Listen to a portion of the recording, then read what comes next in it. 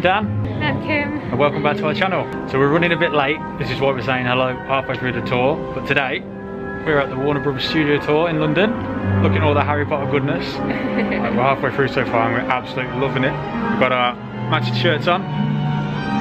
Matchy. Harry Potter masks. Yeah, absolutely loving it. So enjoy watching what we've got up to.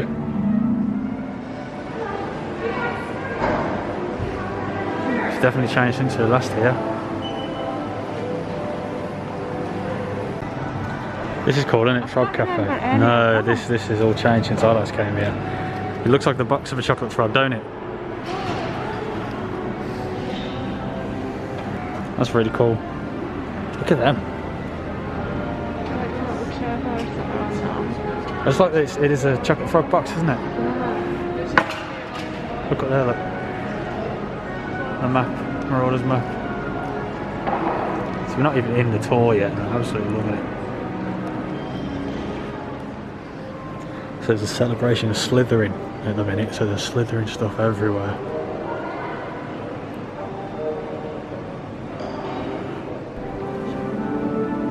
We are going in.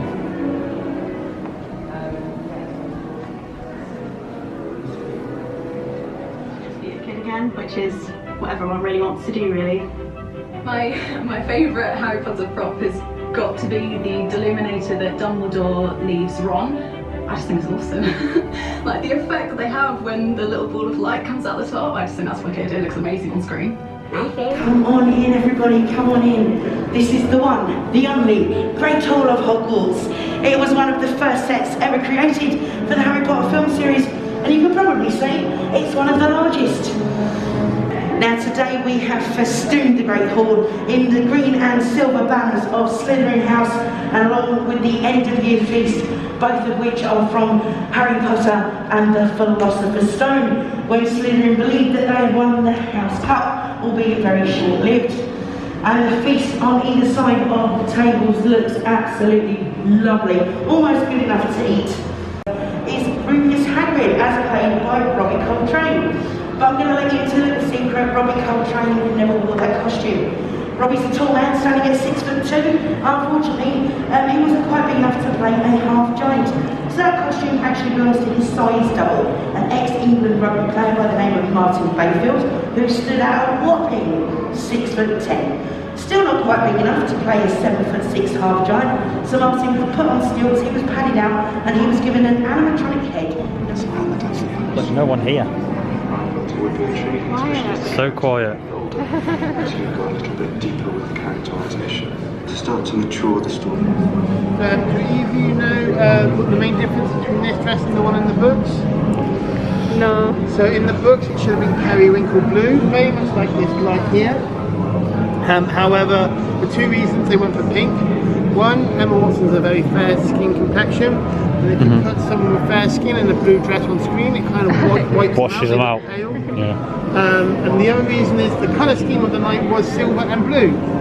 So if you put them in a blue dress, they feared she would have faded into the background instead of standing out, thinking it's going to be her night. So they went to her traditional colour they like to put her in, which is pink. In fact, Emma Watson was so nervous the first time she wore this dress that she took 3 steps down the stairs, tripped and fell down the rest of the stairs. Oh no. Poor girl.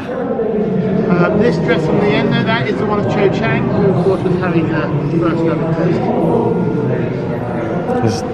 love interest. Victor Crumb. Victor's top. Victor Crumb. In fact, an interesting fact about Victor Crumb, J.K. Rowling gave him an accent and made him hard to pronounce Hermione's name for one very simple reason. Everyone was pronouncing Hermione wrong, and she had to figure out a way of how to spell it out in the book so people would know. So he added that scene of her going, no, it's Hermione. Would know how to say it. Brilliant. Because people are going Hermione. Hermione. Yeah. Thank you very much. No problem. All this is made of plastic resin and weighs roughly a ton. And it's just plastic. So, including the drinks, all plastic. That's amazing. Thank you.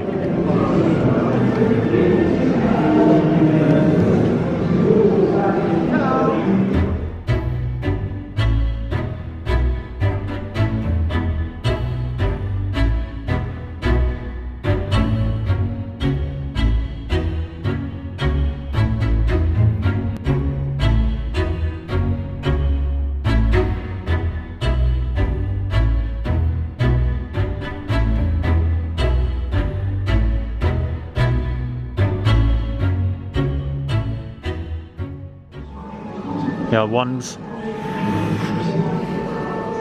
Which one's your favourite wand? See, my favourite characters, their wands are rubbish. There's Luna's probably one of my favourite characters. That's hers there. It's just boring. I like Hermione's. I think hers is really. Where's she? To the right. Hers is just. Oh yeah. Leaves and stuff on it. I like that. There she is. This looks cosy, doesn't it? Yeah. Gryffindor common room. So I used to have that exact same hoodie, That one? and that was my style. And Hermione had that style. So did you copy her or did she copy you? She copied me. She copied you? It was like a Tammy. Is it Tammy Girls or whatever it is? I don't Back know. in the It's day. not my. Yeah. And I used to love it. And I used to go on all my adventures and that little thing. And then Exactly like that.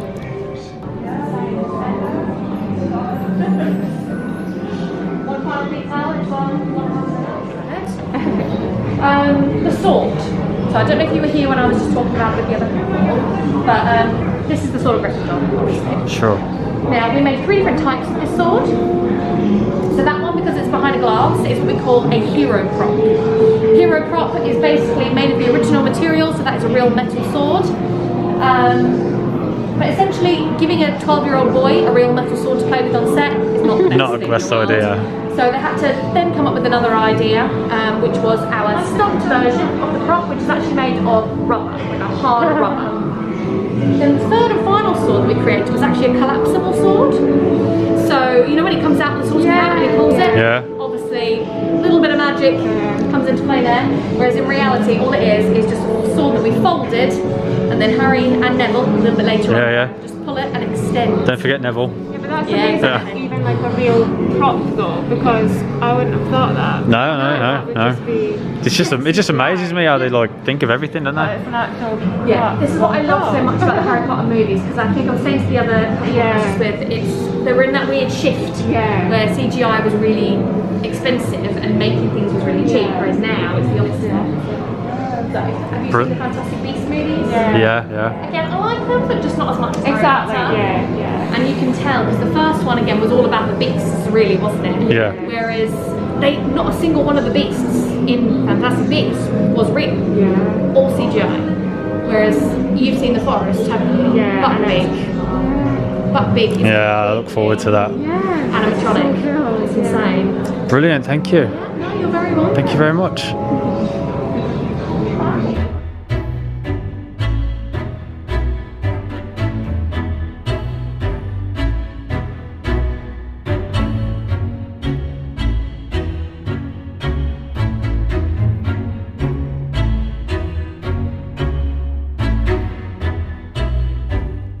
The Borough. Very difficult to recreate flying around on brooms. Grace of something that flies. You just set that off. Comes to mind for someone down, Oh look, they're touchless. Have they always been touchless? I think? Probably, yeah. Kid skydiving out of an airplane and follows them with a camera, kind of sitting around there. Never been able to get so close before to be able to No, there's always people in the way. There's always bloody kids in the way. Yeah, we love the Weasleys. So we developed the sequences through a series of animations, crude cartoons to kind of look at the key action. Then moving storyboards. That's awesome. Enormous amount of green switches, carefully coordinated. Wave your hand, knit the scarf, The sequences iron the dress. Oh, there it is, yeah, at the back. Knit the scarf. every rig known to man was computerized rigs, hydraulic rigs. I mean, that blows my mind just like that. Magic. No. It's like Mr. David and Mr. Ian and their party tricks. It's the party tricks. With the spoon behind the napkin or whatever it is. I love the masks.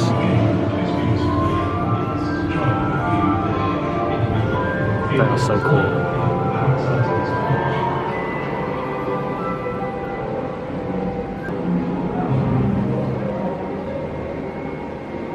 Love this scene as well. It's so grim in the film, always comes like unexpected.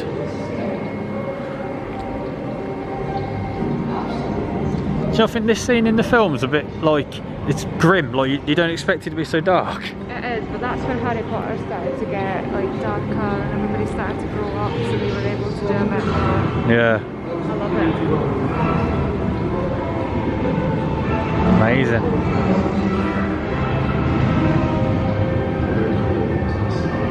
For charity.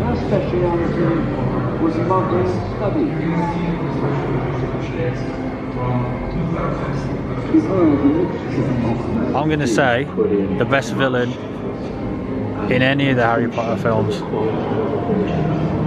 You just hate her, don't you? Like, she's just violent, which means, that means she's a good villain. It's Laura's Umbridge.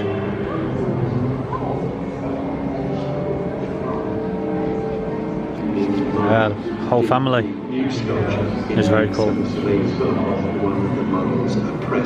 I do like Lucius. Draco's a little so-and-so, but I do like Lucius. The finishes on the atrium were made to look like a ceramic tile. So this is new for me, it's not new for you. You've been before. Into the Forbidden Forest. Hagrid.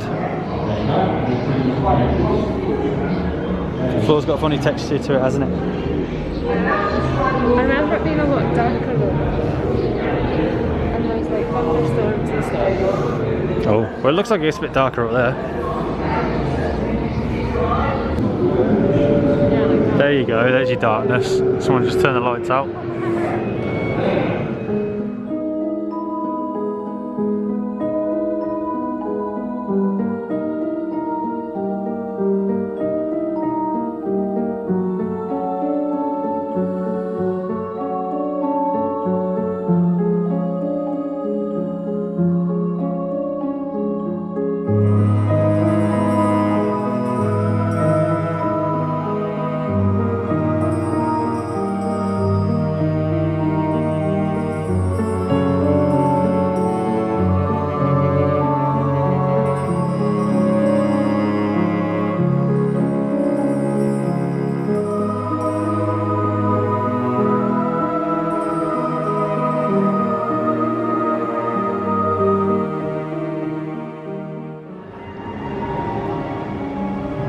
So quiet. I love it.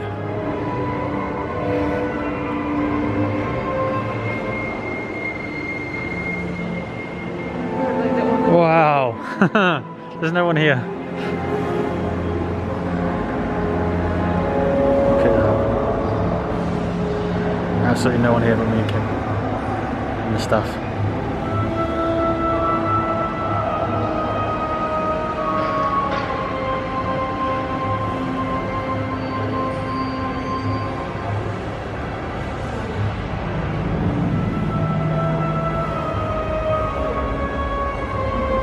Amazing. But yeah, it sounds like a broken record again, but it's just dead. Yeah. That train.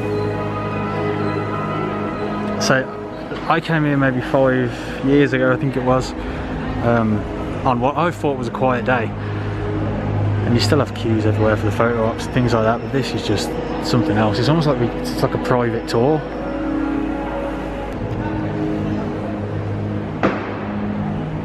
Scorpius. Anyone seen Harry Potter and the Cursed Child in London? You know who Scorpius is.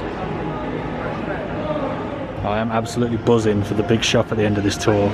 We've just popped in the little one outside the Hogwarts Express. See if anything tickles our fancy.